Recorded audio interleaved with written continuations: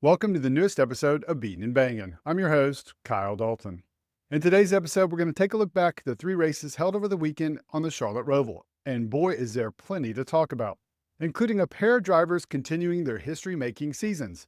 Joey Logano calling out the sanctioning body for its dangerous inaction in the Friday truck race, an Xfinity Series race that had a 16-minute delay on who would be advancing to the next round of the playoffs, and of course, yesterday's Cup Series race that was a wild ride from the start to finish.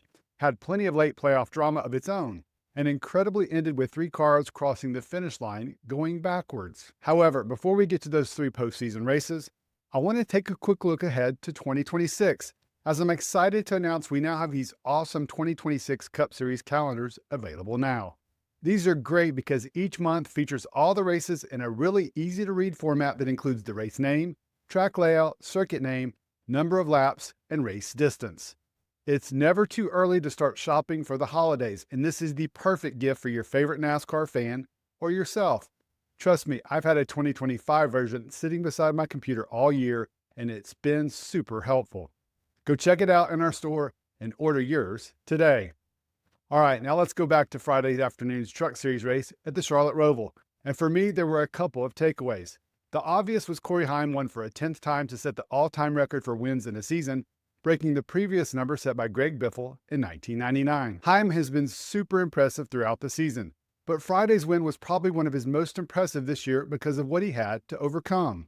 It started on the first turn of the first lap when Grant Enfinger made contact with Lane Riggs, and it started a chain reaction that sent both the numbers 11 and 34 into the barriers. For the fans that didn't watch the race and just saw the final result, they would think it was another dominating Heim performance. It wasn't.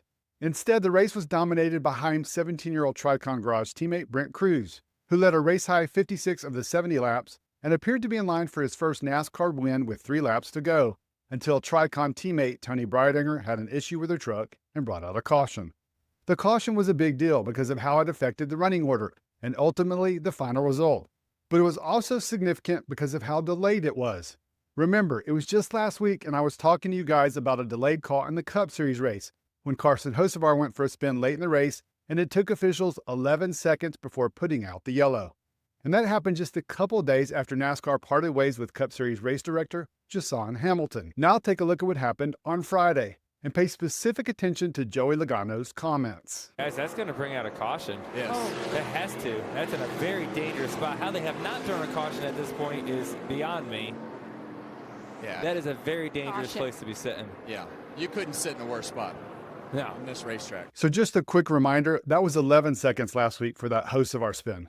This week, officials outdid themselves, and the caution took 13 seconds from when the broadcast first showed the number 5 truck stopped in a precarious position near the racing line before NASCAR officials put out the yellow. We've seen these scenarios play out regularly this season, and I can't help but think to myself, how is there not someone in the tower who is as situationally aware of what's going on as the broadcasters in the booth like Logano and Harvick? So that was on Friday. A day later, and the Xfinity Series race was similar in more ways than one. For starters, Connor Zilisch copied Corey Heim and won his 10th race of the 2025 Xfinity campaign.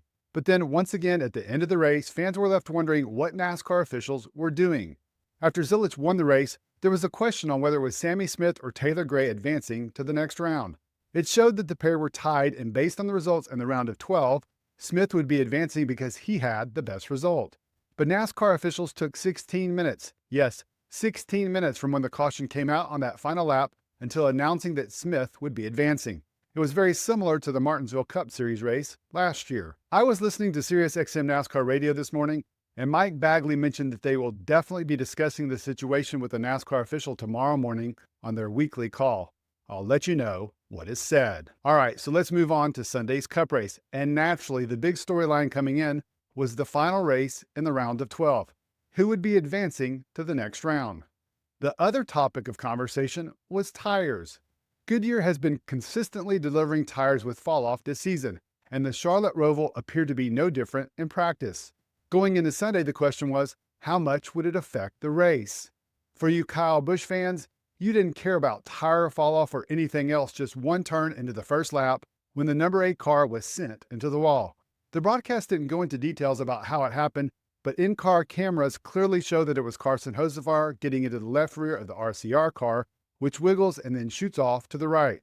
So Busch's new interim crew chief, Andy Street, was put into action on the first lap, and the future Hall of Famer immediately overruled his first decision. Take a listen. Hold it right, hold it right. Where'd you? 77 practice. Andy, you want it straight to the box or DVP? Here, buddy, right here. Bring it to pit road, pit road. Go to the DVP area. What the fuck are we coming to the pit box for? All right, hit the DVP area, guys. Hit the DVP area. We'll get the tow links on it. Yep. And that was just lap 1. More from Busch a little later. 4 laps into the race, and Shane Van Gisbergen took the lead from pole sitter Tyler Reddick. On lap 10, I noted that the biggest movers were Brian Preece and Daniel Suarez moving up, while Busch had dropped 9 spots to 36th. On lap 12, with lap times falling off around 4 to 5 seconds from the start, pit road became a busy place, with cars making their first round of green flag pit stops and starting what would turn out to be a bunch of varied tire strategies throughout the race. Interestingly, there was also some chatter on radios saying teams may run out of sticker tires sometime in the final stage. It sounded like Bristol all over again. So how jumbled up was the tire strategy in that first stage? Brad Keselowski didn't pit at all in that first stage. SVG did pit, and he won the stage. He was followed by Kyle Larson, Ty Gibbs, Christopher Bell, and Ross Chastain, who came in 13 points behind the cut line and had reduced his point deficit by almost half. Unfortunately for the number 1 team, that strong finish in the first stage was negated by a massive mistake by the driver leaving pit road when he missed the exit and had to back up. He would have come out 15th to start the second stage, but instead came out 30th. Early in that second stage, Austin Cindric, who was a long shot to advance to the next round, had any hopes of advancement crushed when Carson Hocevar locked up his brakes going into the chicane before cleaning out the number 2 car. In that second stage, SVG once again assumed the lead, but I couldn't help but notice the differing tire strategies. Look at this screenshot on lap 41 of the race, and you can see there are 3 different tire strategies going on, with Ryan Blaney the most recent to pit, while the others had pitted on lap 26, and Chris Buescher and Daniel Suarez on the oldest tires pitting at lap 21. Remember Chastain's pit road blunder to start the stage? Well, the number 1 driver proved he had a fast car as he steadily made his way forward through that second stage. When the segment came to an end, Ryan Blaney won, and he was followed by Tyler Reddick, Chase Elliott, and Ross Chastain finished 4th, improving 26 spots from the start of the stage. SVG finished 5th. When we started that third stage, my focus was on the playoff cut line and who would likely advance between Joey Logano and Ross Chastain. The Penske driver was 2 points ahead. I have to admit, the racing up front got really exciting early in that final stage when Christopher Bell made contact with SVG. It was fun to watch the JGR driver get aggressive with the Kiwi. On lap 58, Austin Dillon brought out the only caution for cause on the day. And then, a few laps later after the restart, we got some more exciting racing action. This time, Kyle Larson taking on SVG and passing him on the backstretch chicane, with Bell following right behind. With 43 laps to go, Kyle Busch had his second round of frustration with a young driver, when he didn't like the way that Riley Herbst had driven him on the backstretch chicane, and then on the next one got into the rear of the number 35 car. Take a listen to what Herbst's radio had to say about the incident. Hi. We're getting wrecked here. Get it spun after the 2. 8 fucking laps down. Let's go. Get back in your rhythm, nice and smooth. Tried to wreck us out of the bus stop, too. They should park his ass. Yeah, no shit. Maybe he should retire. Clearly, the number 35 team didn't believe any of the previous beating and banging had anything to do with Busch's decision. Larson and SVG traded the front spot in that final stage, but it really felt like SVG was just toying with the competition. Meanwhile, his Trackhouse teammate Ross Chastain's hopes to advance in the playoffs took yet another hit during a green flag pit stop with just over 20 laps to go, when he got nabbed for speeding on pit road. When the number 88 made his final stop of the day with 18 laps to go, he came out 3 seconds behind Kyle Larson. Unsurprisingly, 8 laps later and with 10 laps to go in the race, SVG had flipped the script and had a 1.2 second lead. It was pretty much a given it was SVG's race to win. Now the question was, who was going to advance to the next round between Chastain and Logano? Despite his pair of blunders, the number 1 driver was barely holding on to that final spot, but losing ground fast on older tires. With 3 laps remaining, it was 3 spots separating the pair. And then on that last lap, it was down to 1 with Hamlin right behind the Trackhouse car. On that final trip around the track, Hamlin rode on the rear bumper of the number 1 car, but then finally made the pass when Chastain went out wide on turn 7. Chastain, understanding how critical losing that final spot to Hamlin was, made a last-second move and drove it into the back of the number 11 going into the final chicane and sent both cars for a spin. And then, incredibly, both of them crossed the finish line going backwards. The crazy part about this is they weren't even the first ones to do it. A few seconds before, A.J. Allmendinger crossed the finish line going backwards as well, courtesy of Daniel Suarez. Here's what the Dinger had to say about his incident. Did he make the chicane? He did not make the chicane. He missed and then wiped you out. They should penalize him for it. They didn't call it, but they should. Yeah, he fucking was left sides over the blue. If he didn't stop, that should be a penalty. Stop. He wiped you out. Fucking piece of shit hack. So SVG got the win, and he was followed by Kyle Larson, Christopher Bell, Chris Buescher, and Michael McDowell. Logano finished in 20th. Chastain, appropriately enough, finished right behind him in 21st. After the race, I wanted to talk about a couple of things that happened, including Joey Logano's post-race interview and his surprise reaction to the booing fans. Watch this. Everyone was telling me how close it was going to be there, and gosh, what a... Man, fans aren't... Is that me? Is that who they're booing at? Oh, well. Hey, we're still in. We're still alive, baby. We're still going. I'm so excited.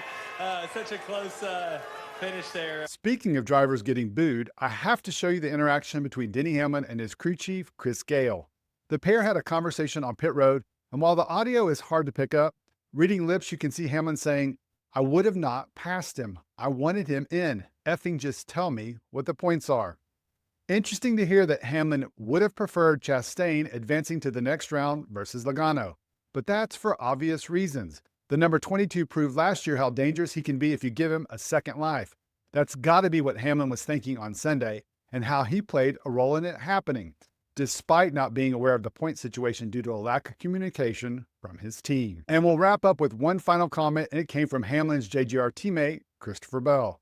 Take a listen to what he had to say about SVG and his dominance on road courses. Super impressive what that 88 group is doing, and I don't know, the bar is so far up there we can barely see it right now, and I just don't understand it. I'm sure all of us are saying the same thing. I mean, it's one thing. It's just rear tires. Like, that's, for some reason, he can keep the rear tires on it longer than we can. It's really interesting to hear the only other driver who won on a road course this year, here at my home track of COTA back in March, and how he's at a total loss on how to beat SVG. I think his comments are a good reminder to all of us. In combination with the results of Heim and Zilich, we're witnessing some special stuff right now. We're watching some of the best drivers ever in the Trucks, Xfinity, and Cup Series on the road courses.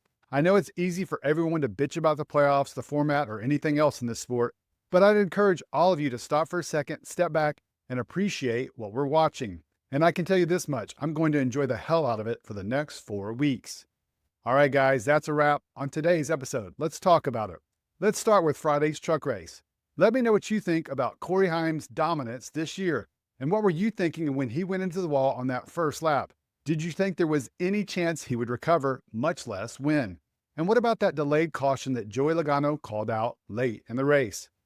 Moving on to Saturday, I have to get your thoughts on Zilich and his dominating performance this year as well. And what did you think of the 16-minute delay to announce who was advancing to the next round? And finally, let me know what you thought about Sunday's Cup race.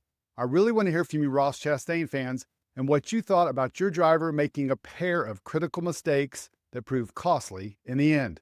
And what about the finish with 3 cars crossing the finish line going backwards? And lastly, I just again want to remind you that we now have the 2026 Cup Series calendar available for purchase.